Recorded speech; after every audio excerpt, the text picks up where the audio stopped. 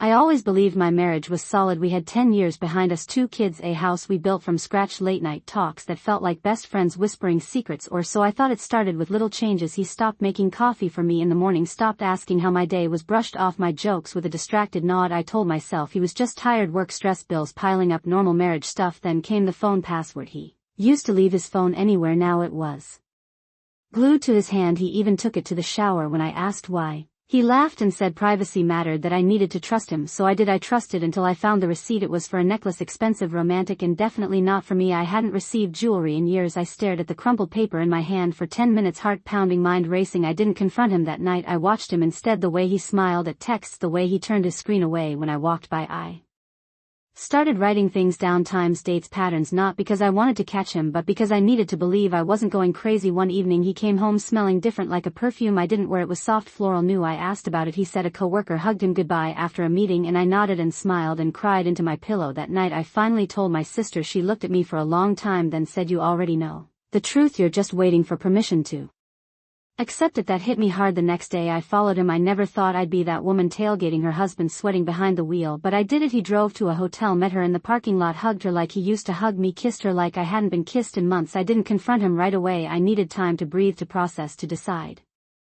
That night I held our youngest close and cried into her hair. How do you tell a child that love sometimes breaks, that the home they know is cracking beneath their feet? I didn't want revenge. I wanted clarity and respect and closure. When I did confront him, he froze, said nothing at first, then admitted to everything. 6 months coworker. He said it didn't mean anything, that he was lost, that he missed feeling wanted. I asked, what about me? Was I invisible, a ghost doing dishes and school pickup and still smiling at you every day? He cried, said he was sorry, said he loved me, that it was a mistake, but I couldn't pretend anymore. I told him I needed space. He moved into his brother's for a while. The kids asked questions I didn't know how to answer. I didn't say, "Daddy cheated." I said, "Mommy and Daddy need to figure some things out." I started therapy for myself, not for the marriage, to find myself again beneath the ashes of betrayal, and slowly, painfully, I began to rebuild. I painted the bedroom, changed the furniture around, lit candles in the evenings, made tea just for me. I stopped waiting for apologies that didn't heal and started giving myself the love I'd been begging for. He wrote letters, texted poems, asked for another chance. I said, "Prove it, not with words but with actions." He started coming to therapy with me. We talked, we yelled, we cried, we listened. He shared childhood wounds, fear of abandonment, insecurity. I shared my exhaustion, how lonely it feels to sleep next to someone who's already gone. It took months, not days. No dramatic reunion, no Hollywood kisses in the rain, just hard work, slow trust, little wins. He cooked breakfast for the first time in years, left a note in my bag, told the kids he was wrong and he'd spend his life making it right. We're still healing, but we're healing together, and that is a beginning I never expected, but maybe the one we needed, because love isn't perfect, it's a choice made again and again, even after everything I chose to try, and he did too, and that made all the difference. I thought I was over it, over the betrayal, over the ache in my chest every time I heard his name, but grief doesn't follow rules. It doesn't vanish just because you say you've moved on. I met Thomas in college. He was charming, loud, the kind of guy who filled every room with his laughter, and I was the quiet one, the one who listened, observed, loved in silence. We started dating in our second year. It was passionate and messy, but I believed in him, believed in us, even when he forgot my birthday, even when he canceled plans for work emergencies. I told myself he was just stressed. I never thought he'd cheat until I found the message. It wasn't even hidden, just a text on his lock screen from Bella Redheart. "Last night was amazing, can't wait to do it again." Face blowing a kiss. My world cracked. I didn't confront him right away. I needed proof, needed something to make me feel less crazy. I became the detective I never wanted to be. Screenshots, receipts, hotel bookings under his name. He wasn't even subtle, and the worst part, he looked happier in those photos than he did with me. When I finally showed him everything, he didn't deny it. He said he was confused, that I had become too distant, that we weren't connecting anymore. I didn't scream, I didn't cry, I just packed my things and left. It should have ended there, but life is rarely that neat. 2 months later, I found out I was pregnant, and suddenly the pain wasn't just mine. I considered not telling him. He'd already taken so much from me, but this child deserved a father, even if that father was a coward. When I told him, he went pale, then he hugged me, said he wanted to make things right. I didn't believe him, not yet. He started showing up, doctor appointments, ultrasound scans, bringing food, apologizing every time he said sorry. It chipped away at the wall I'd built, but I didn't trust him, not with my heart, only with our child, and that was the rule.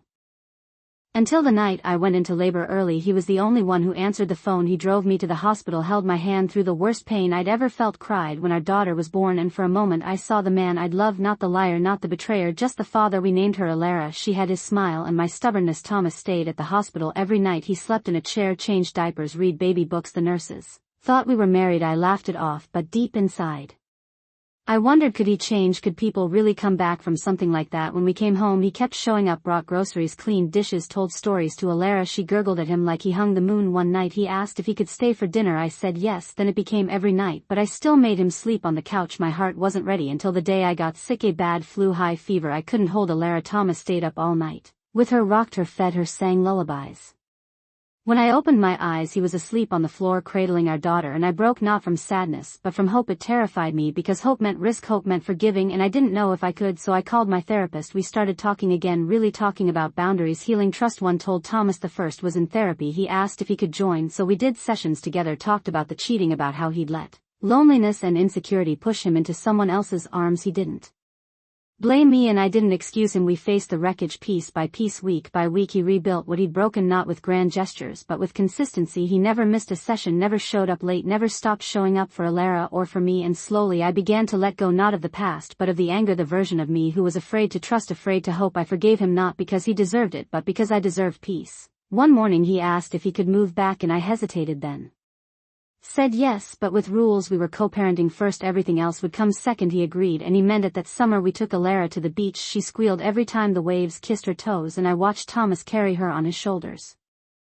sunscreen on his nose, singing badly, and I thought maybe this is healing, not forgetting the pain but choosing love anyway, choosing growth, choosing the family we never thought we'd have. 1 year later he proposed, not with a diamond but with a locket. Inside was a picture of Alara and a note that read, "For the 2 girls who saved me." I cried and I said yes, not because I forgot the betrayal but because he earned the second chance, not with words but with every act. Since today we tell Alara our story. Not the ugly parts but the truth, that love is hard, that forgiveness takes work, that sometimes the happy ending comes after the heartbreak, and that's okay because what matters is what you choose after the fall, and we chose each other.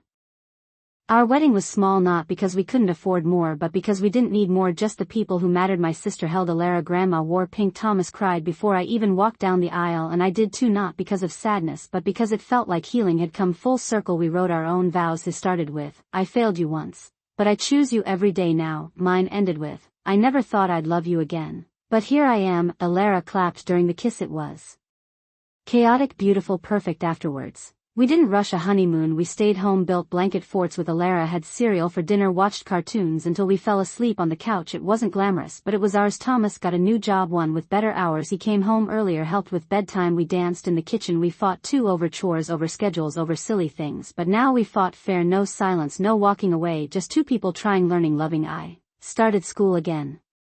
Online classes during naps. Thomas called me a superhero. I laughed, but sometimes I believed him. Alara grew fast. One day she asked why we had 2 wedding rings. I told her because sometimes love needs a second try. She nodded like she understood. Maybe she did. When she turned 3 she drew a picture of our family, all of us holding hands, hearts over our heads. That picture hangs on our fridge. Every time I pass it I remember how far we've come. Thomas apologized again once out of the blue. We were folding laundry. He looked at me and said, "I still regret what I did every single day, but I'm so grateful you let me stay." I told him I didn't let him stay. He earned his place brick by brick, moment by moment. He became the man I once imagined and more. Sometimes I still get scared that something will break, that will fall apart, but then he kisses my forehead, reads Alara her favorite bedtime story, tucks me in after a long day, and I know we're okay. We built this not from perfection but from persistence. When my friends ask how we made it work, I tell them the truth. It wasn't easy, it wasn't quick, but it was worth it because love isn't about avoiding mistakes, it's about what you do after, who you become because of them. Alara calls him her hero, and maybe he is not because he saved me but because he saved himself. He grew, he changed, and he stayed every day in the little ways he chooses us. That's more than romance, that's redemption. Now we share our story to anyone who asks, not to brag but to show it's possible to fall, to break, to hurt and still heal, still grow, still build a life worth living, a family worth fighting for. Some people say once a cheater, always a cheater, but people aren't always there. Sometimes they're choices, and Thomas chose better every day. After the worst day he chose better, and I chose to see it, to believe in the man he became, not just the boy who hurt me. Love isn't blind, it's brave, and I'm proud not just of him but of me too, for not giving up, for loving without losing myself, for setting boundaries and letting them work. Sometimes I still flinch when I hear stories of betrayal, of lies, but then Thomas holds my hand and I remember that scars don't mean broken, they mean you lived, you healed, you grew. Alara starts kindergarten next year. We're planning a family trip. Thomas wants to take us camping. I hate bugs but I love him, so maybe I'll go bring extra bug Spray and maybe even laugh when he tries to pitch the tent wrong. That's what life is now, not perfect but honest, real ours, and I wouldn't trade it for anything, not even the pain that came before, because without that we wouldn't have this, wouldn't have grown, wouldn't have seen what we're capable of forgiving, of rebuilding, of choosing love every single day, even when it's hard, especially when it's hard, because that's when it matters most. That's when families are forged, and ours, though bruised, though once broken, is stronger than ever because we earned it together.